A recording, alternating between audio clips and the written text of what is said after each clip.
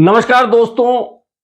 कांग्रेस नेता और नेता प्रतिपक्ष जो लोकसभा में हैं, राहुल गांधी के पास अब आखिरी मौका है जिसमें या तो वे पार्टी को बचाकर आगे बढ़ाकर ले जाएंगे, अन्यथा जिस तरह से पार्टी राहुल गांधी को नेतृत्व सौंपे जाने के बाद लगातार चुनाव दर चुनाव हार रही है और लगातार 3 लोकसभा चुनाव लड़ने के बावजूद 100 सीटों का आंकड़ा नहीं छू सकी है, उसका क्या होगा यह सोचकर खुद कांग्रेस का आम कार्यकर्ता परेशान होता दिख रहा है।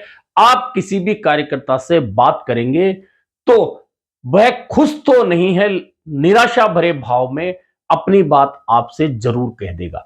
और जो आखिरी मौके की मैं बात कह रहा हूं, वह आखिरी मौका इसलिए कह रहा हूं क्योंकि 8 और 9 अप्रैल 2025 कांग्रेस के इतिहास में तारीखें वे लिखी जाएंगी कि या तो कांग्रेस अपने आप को बदलना चाहती है या फिर हमेशा की तरह वही कही सुनी बातें ढाक के तीन पात साबित होने वाली हैं। और जिस तरह अब तक का रवैया कांग्रेस आला कमान का, गांधी परिवार का, राहुल गांधी का रहा है, वह रवैया वैसे ही रहेगा और पार्टी भले ही पूरी खत्म हो जाए, हम निर्णायक नीतियां बनाने में कोई भी कदम नहीं उठाने वाले।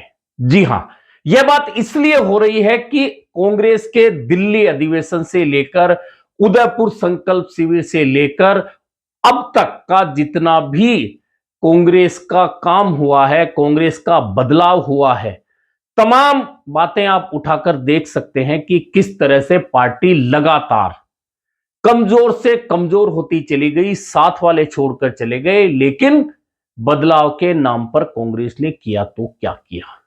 और बात राहुल गांधी की मैं सिर्फ इसलिए कर रहा हूं कि भले ही पार्टी में अध्यक्ष के तौर पर कोई भी नजर आए, लेकिन निर्णय राहुल गांधी करते हैं, राहुल गांधी करते हैं और सिर्फ राहुल गांधी ही करते हैं। इस बात को कोई भी कांग्रेस का नेता इनकार नहीं कर सकता।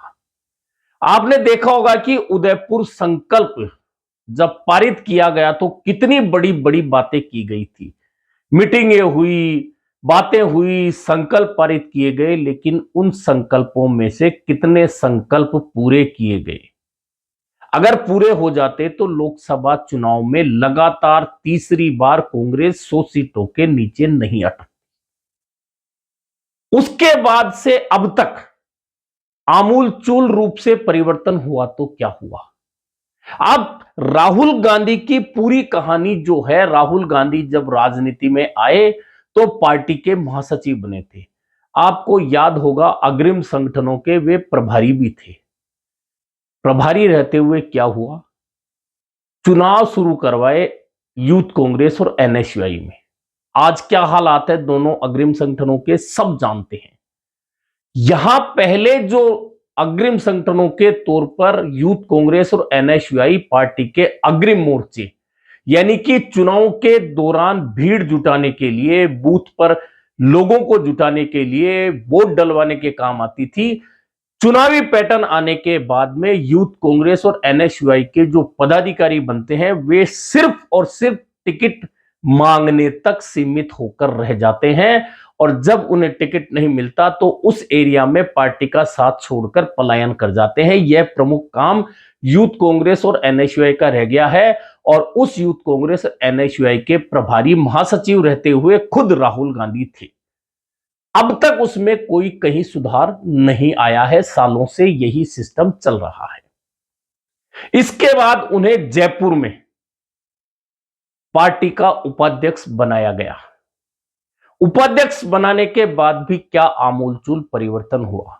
पार्टी के एक के बाद एक नेता पार्टी छोड़कर जाते रहे। उसके बाद राहुल गांधी पार्टी के अध्यक्ष बन गए। पार्टी के अध्यक्ष बन गए तब भी क्या बदला, कांग्रेस चुनाव दर चुनाव हारती रही।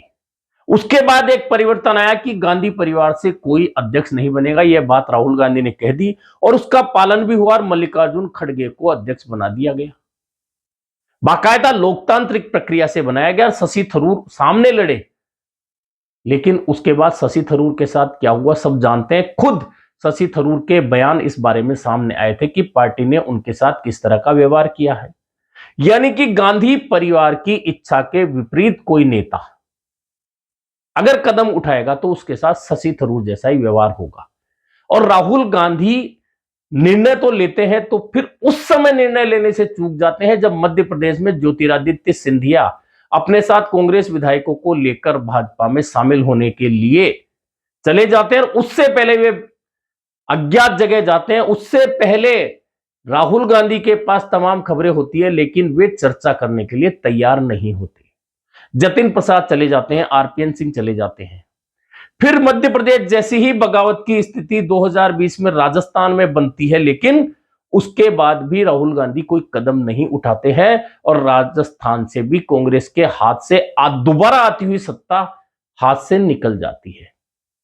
यह सब कुछ राहुल गांधी के पार्टी महासचिव रहते हुए, पार्टी उपाध्यक्ष रहते हुए और पार्टी अध्यक्ष रहते हुआ है। और अब वे नेता प्रतिपक्ष लोकसभा में है, यानी कि कांग्रेस के लोकसभा के सांसदों का प्रतिनिधित्व उनके नेतृत्व में लोकसभा में रहता है।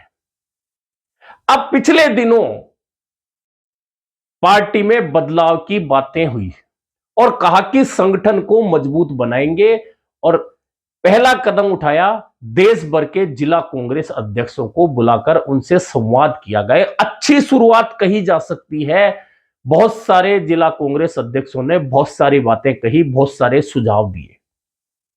अब उन सुझावों के बाद में पार्टी का अधिवेशन होने जा रहा है अहमदाबाद में और यह अधिवेशन 8 और 9 तारीख का है। 8 तारीख को कार्य समिति की बैठक होनी है और कार्य समिति वह संस्था है कांग्रेस की जो निर्णय लेती है, नीतिगत निर्णय लेती है, पार्टी को चलाने के निर्णय लेती है, पार्टी में बदलाव के निर्णय लेती है। यानी कि 8 अप्रैल को कार्य समिति की जो बैठक होगी उसमें जो चर्चा होगी और उसके बाद जो निर्णय होंगे उसी से सब कुछ पता चल जाएगा कि कांग्रेस ठोकर खाकर भी संभल रही है, संभलना चाहती है या फिर ठोकर खाने के लिए तैयार होकर खड़ी हो रही है। इन दो बातों के बीच में से 8 और 9 तारीख कांग्रेस के लिए बहुत महत्वपूर्ण साबित होने वाली है। महत्वपूर्ण दो तरह से साबित होगी। एक तो इस तरह से कि क्या पार्टी 3 लोकसभा चुनाव लगातार हारने के बाद, कई प्रदेशों में सत्ता गंवाने के बाद, कई प्रदेशों में आती हुई सत्ता छिन जाने के बाद कुछ सीखने के लिहाज से, संगठन को मजबूत करने के लिहाज से, निष्ठावान लोगों को आगे बढ़ने के लिहाज से, जिला अध्यक्षों से आए सुझावों के आधार पर क्या नीतिगत निर्णय लेकर पार्टी आमूलचूल परिवर्तन करने को तैयार है। अगर तैयार है तो निश्चित है कि आने वाले दिनों में, भले ही तुरंत नहीं, कुछ सालों में पार्टी को बहुत अच्छे परिणाम देखने को मिल सकते हैं बहुत सारे प्रदेशों में जब चुनाव होंगे। या फिर पार्टी हमेशा की तरह चर्चाएं तो ज्यादा करेगी लेकिन नतीजे सिफर होंगे, जैसे कि राहुल गांधी के तमाम अधिवेशनों में, संकल्पों में, संकल्प शिविरों में दिए गए जो बयान है जिनका नतीजा कुछ नहीं निकला। और शायद राहुल गांधी को भी यह बात मालूम नहीं होगी कि उन्होंने उस समय क्या कहा था। दिल्ली अधिवेशन में पैराशूटरों की डोरी काट रहे थे।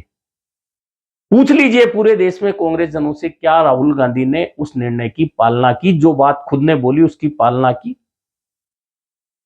बाहर से आने वाले, दूसरी पार्टी से आने वालों को टिकट नहीं देंगे, क्या इसकी पालना राहुल गांधी या कांग्रेस पार्टी ने की? नहीं की। अब फिर बिहार चुनाव से पहले यही बयान राहुल गांधी का आया है कि अन्य पार्टियों से आने वालों को टिकट नहीं देंगे। हालांकि बिहार में बहुत गुंजाइश भी नहीं है, कांग्रेस को सीमित सीटें गठबंधन में मिलेंगी, उसमें वे कितने लोगों को लड़ा पाएंगे, वो बाहर के होंगे अंदर के होंगे, यह बात की बात है। ऐसे में 8 और 9 अप्रैल कांग्रेस के इतिहास में लिखी जाएंगी, यह तो तय है। या तो लिखी जाएंगी आमूलचूल परिवर्तन, बड़े बदलाव के लिए, या लिखी जाएंगी ठोकर खाकर फिर ठोकर खाने के लिए तैयार होकर खड़े होने के लिए।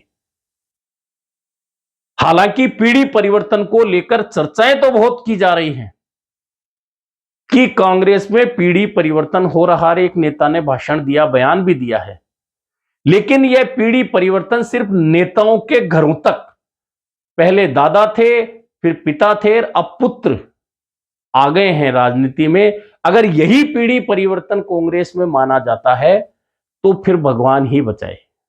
और अगर यह पीढ़ी परिवर्तन नेताओं के घरों से निकलकर आम कार्यकर्ताओं की देहरी तक पहुंचता है तो फिर इसका सुखद परिणाम, सुखद भविष्य देखने को भी मिल सकता है। ऐसे में 8 और 9 अप्रैल को अहमदाबाद में कांग्रेस का जो 2 दिवसीय अधिवेशन हो रहा है, जिसमें पहले दिन 8 अप्रैल को कार्य समिति की बैठक होगी जो नीतिगत निर्णय लेकर वह तमाम नीतियां तय करेगी जो अधिवेशन में संकल्प पारित किए जाने हैं।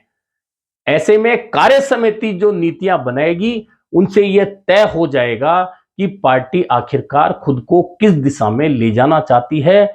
और उसके बाद संकल्प पारित भी हो जाए मान लीजिए, लेकिन उनके असर अगर तुरंत दिखाई नहीं दे तो फिर जो संकल्प कागजों पर लिखकर पारित किए जाएंगे, हस्ताक्षर कराए जाएंगे, वे कागज फाइलों में दफन हो जाएंगे, जैसे पहले भी पार्टी के बड़े बड़े निर्णय कागजों में दफन होते रहे हैं।